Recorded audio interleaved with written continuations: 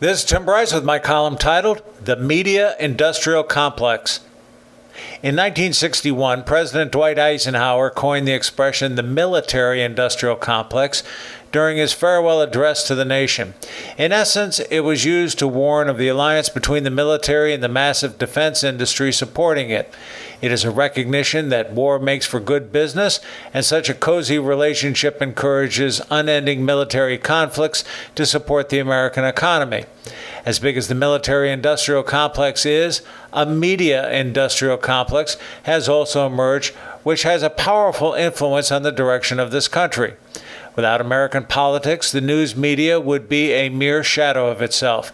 Yet over in the United Kingdom, the Queen just replaced one Prime Minister, David Cameron, with another, Theresa May, at no commercial expense. Formal elections will be called following the dissolution of Parliament and will take less than a month and a half to perform. Canada's campaign season lasts approximately 10 weeks. Mexican campaigns run just 90 days, and Japan is less than 2 weeks. American political campaigns can also be costly. For example, according to estimates, Hillary's 2016 presidential campaign alone will likely cost a whopping $2 billion. In the United Kingdom, political parties can only spend $30 million in the year before an election, which is peanuts by comparison. Elsewhere, there are limits on political ads. So, the media industrial complex is fueled by enormous campaign finances. Without it, they would evaporate and wouldn't have the clout they currently enjoy.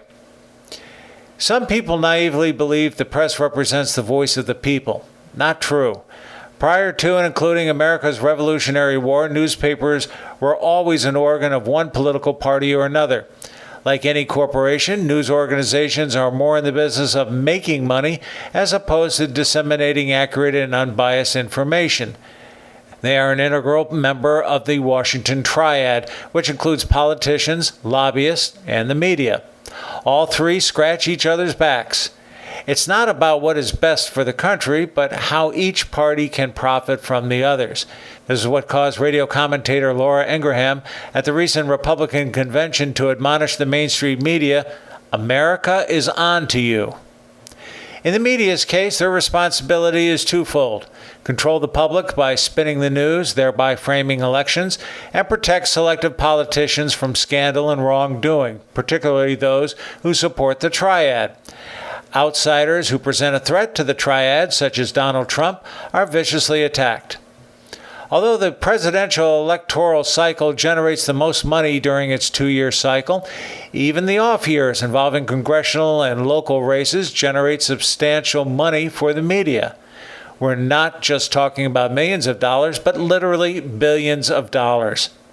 According to the Pew Research Center on Journalism and Media, with a report titled Digital News Revenue Fact Sheet from June 15, 2016, they say, quote, in 2015, $59.6 billion was spent on any digital advertising, including on search engines, social media, news, or any other kind of website. This is up 20% from 2014, according to estimates by eMarketer. This growth rate is slightly higher than in the previous 3 years when annual growth hovered around 15 to 17%. Digital now accounts for 1/3, 33%, of all ad spending, a total of $183 billion on any platform. That represents a slightly greater share for digital than in 2014, when it accounted for just 28% of the $175 billion in total ad spending, end quote. Remember, this does not include print, television, or any other forms of advertising. Although the military-industrial complex leads in terms of spending, 2015 was $598.5 billion, the media-industrial complex is quickly gaining ground, thanks in large part to political advertising. So, why don't we reduce the American electoral cycle? Simple. The media-industrial complex will not allow it to happen. Friends, keep the faith. This is Tim Bryce in Palm Harbor, Florida. Follow me on the internet at timbryce.com.